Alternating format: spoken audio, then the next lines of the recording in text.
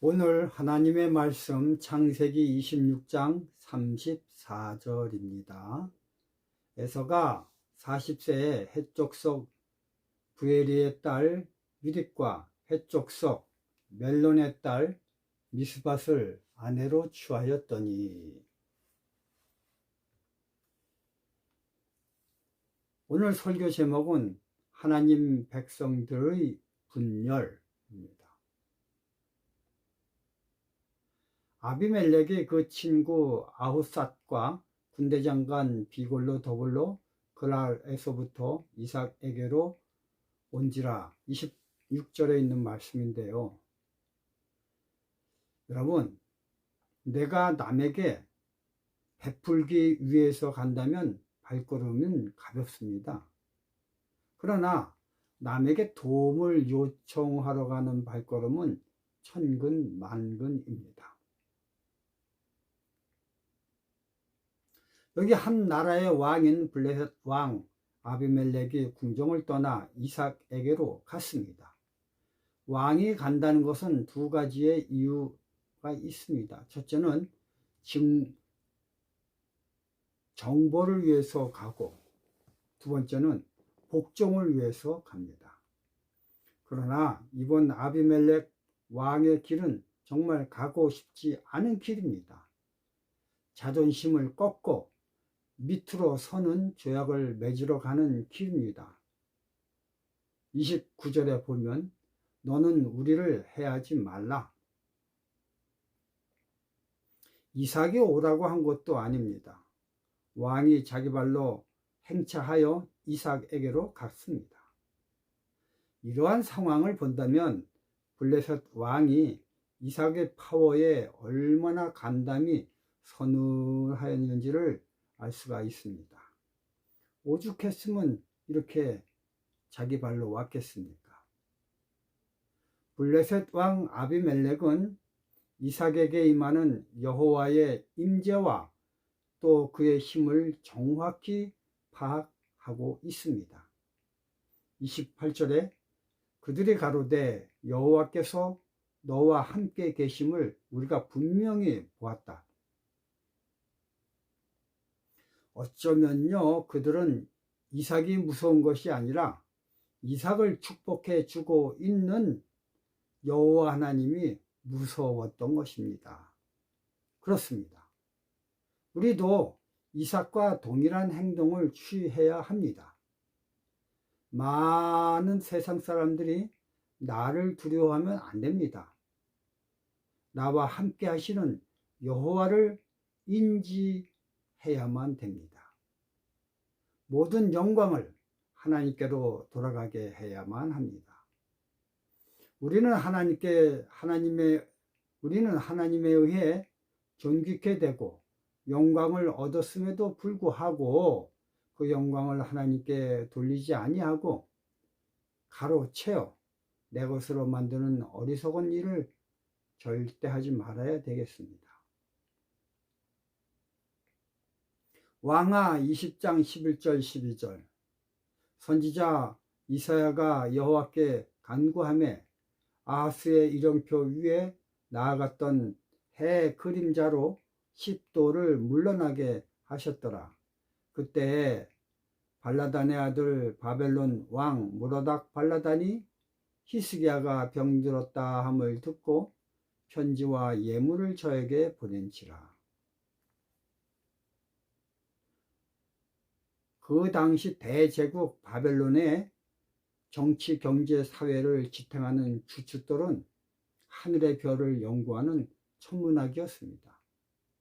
이 당시 바벨론의 천문학이 얼마나 발달하였냐면요, 그 옛날 바벨론 제국에서 쓰던 별들을 연구하여 만든 시간과 연관된 것들을 과학이 발달한 21세기에 사는 이 시대에도 그대로 사용하고 있을 정도입니다. 예를 든다면 1분이 60초, 1시간이 60분, 그리고 월, 화, 수, 목, 금, 토, 일, 이런 것들입니다. 여러 가지 있지만은 사정상 여기서 줄입니다. 이처럼 국가의 존망이 달린 천문학을 연구하는 그 나라에 천문학 중에서 가장 중요한 태양이 뒤로 10도 물러난 어마어마한 국가적 위기가 발생된 것입니다. 이런 상황이 발생된 이유에 대해서 수소문에 보니 유다왕 히스기야가 병이 걸렸는데 그 병을 치료해 준다는 약속으로 유다왕 히스기야가 믿는 여호와 하나님이 태양을 뒤로 10도 물러나게 했다는 이야기를 듣게 됩니다. 그래서 발라단의 아들 바벨론 왕 무로닥 발라단이 히스기야가 병들었다 함을 듣고 편지와 예물을 부랴부랴 준비해서 그의 신하들을 예루살렘으로 보냈습니다.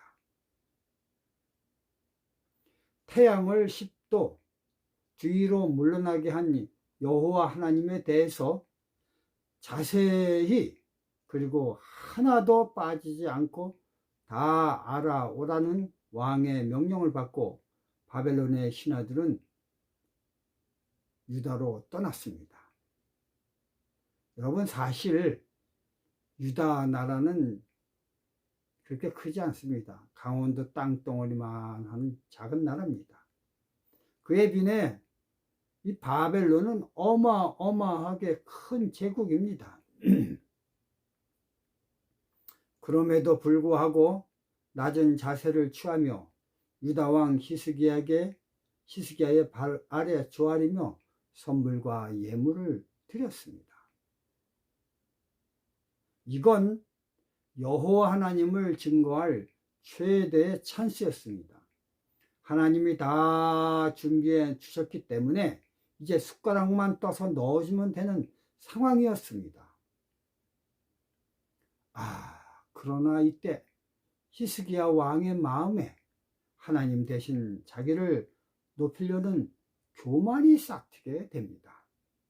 그는 여호와 하나님을 증거하는 대신 자기를 높였습니다.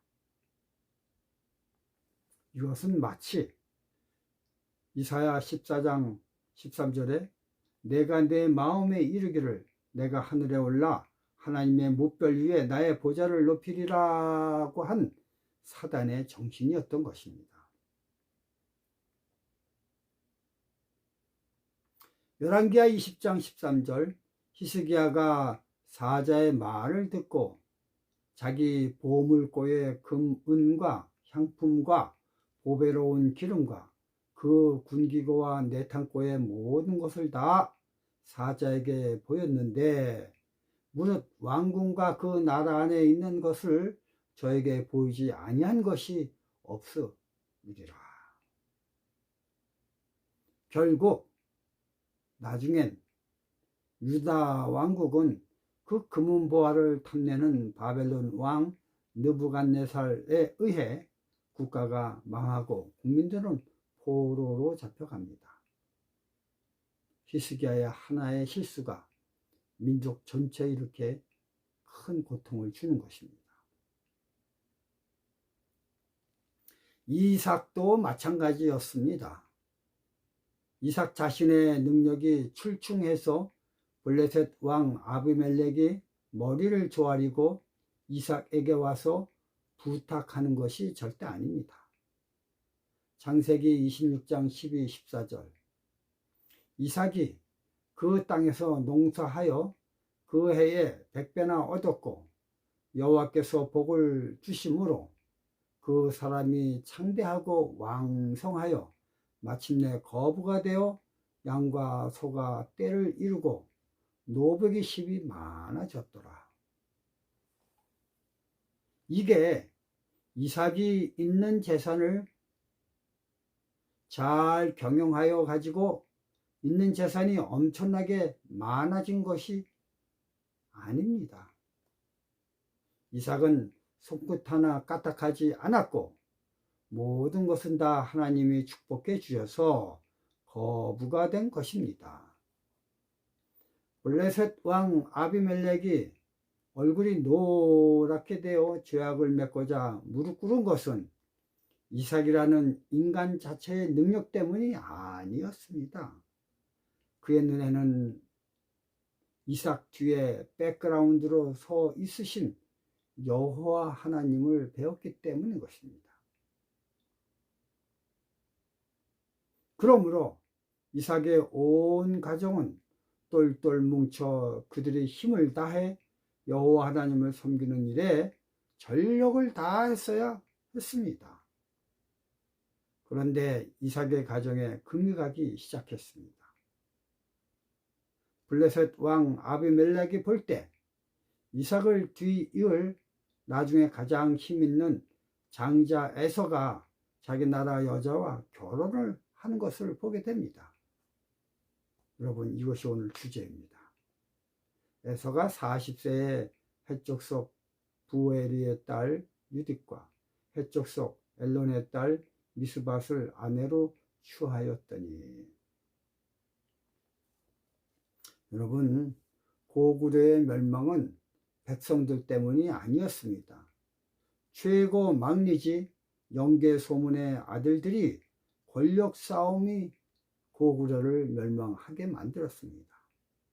연남생, 연남산, 연남건들이 서로 싸우다 찢다 결국 망했습니다.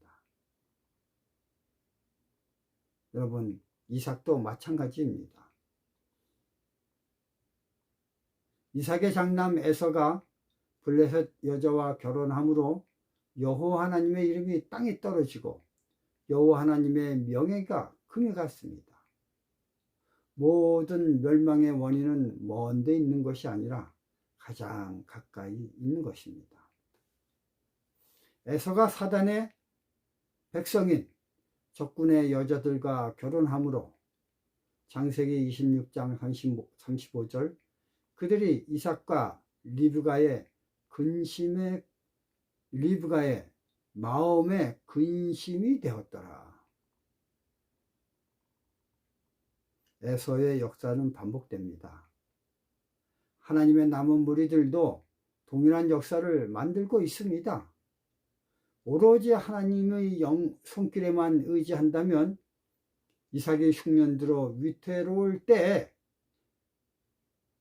그런 위기의 때에 하나님이 함께 하심으로 이삭의 인생 역사 일에 가장 큰 거부가 되었습니다. 얼마나 거부가 되었으면, 오죽하면 건방진 블레셋 왕 아비멜렉조차도 머리를 숙이고 국가 간 조약을 맺고자 찾아왔겠습니까? 마찬가지로 하나님의 백성들이 흉년들어, 인생의 흉년들어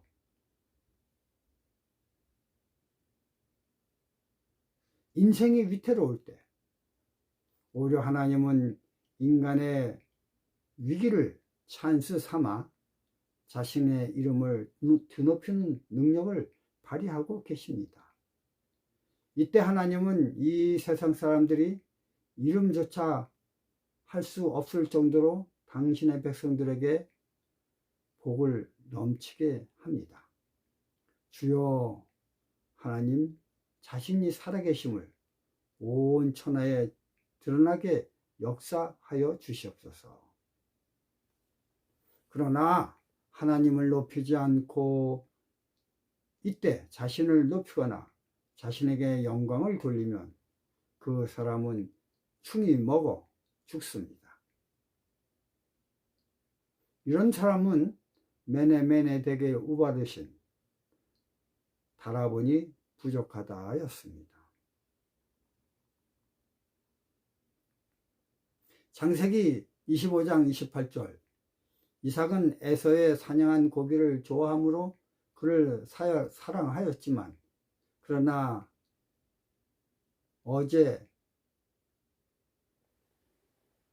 이제 이삭도 에서를 포기하고 야곱에게 장자권을 넘기는 당위성을 이해하게 됩니다.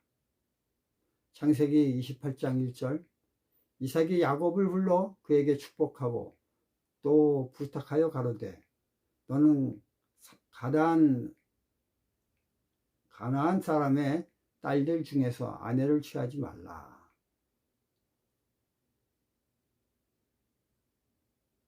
창세기 6장 2절 3절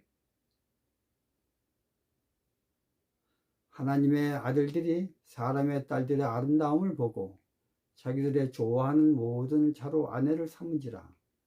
여호와께서 나의 신이 영원히 사람과 함께 있지 아니하리니 이는 그들이 육체가 됨이라.